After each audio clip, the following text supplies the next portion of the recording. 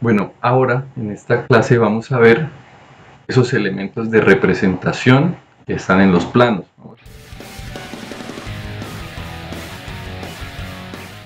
Vamos a empezar por la planta y en general pues van a estar en todos los demás, pero la planta pues es la que más contiene.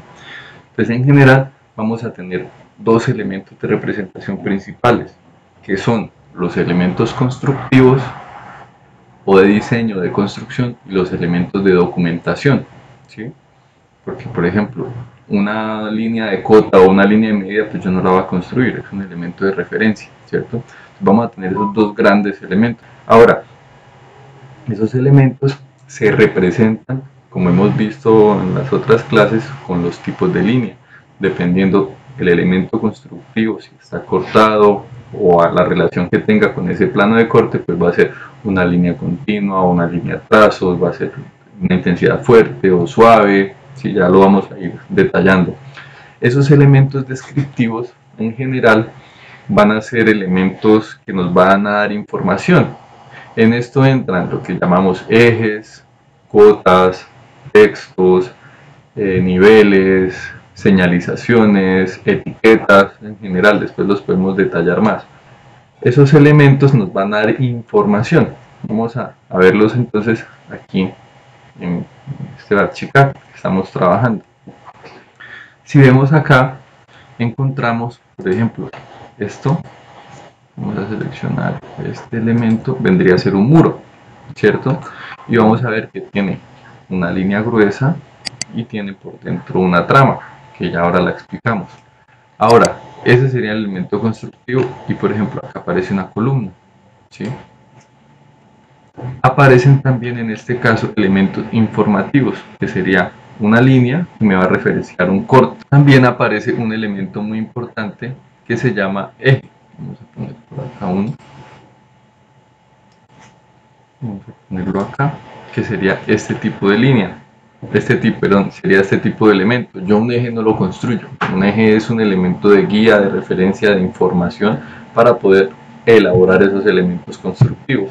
También va a aparecer, por ejemplo, otro muy importante que sería la cota.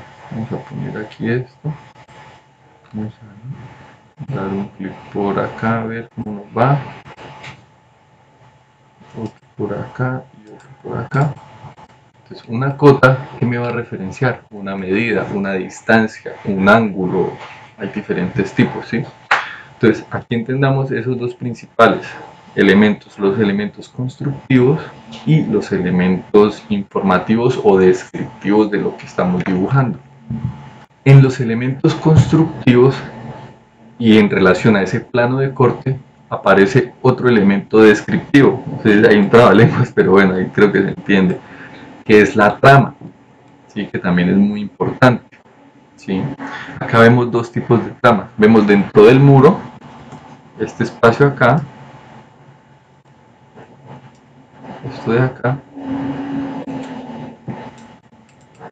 que sería una trama o textura. En este caso, en las convenciones que vamos a ver, esto representa el ladrillo. Si vamos, por ejemplo, a la columna, vemos que también tiene una trama, pero en este caso es de triángulos y puntos. Eso está significando concreto.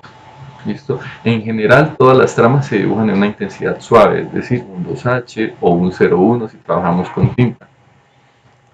También podemos ver las tramas en el piso, ¿sí? Como vemos, en este caso hemos usado una retícula de 60 por 60 centímetros para referenciar el suelo. Entonces, si pensamos y trabajamos con ese esquema del plano de corte, ¿con qué intensidad la trabajaríamos? Con 2H, ¿por qué? Porque está lejos, ciertamente. Entonces, con eso referenciamos con ese tipo de trama o de textura, estamos hablando de una composición del piso, de cómo lo estamos distribuyendo. Y aquí hay que entender otros dos conceptos básicos del dibujo. Una cosa es el material, otra cosa es la superficie. El material es lo que está por dentro. La superficie es como la capa de afuera, la pintura. En este caso que estamos viendo, la trama del muro, que la tenemos acá, vendría a ser el material, ¿sí? Muy importante. Y la trama del suelo vendría a ser la superficie, ¿sí?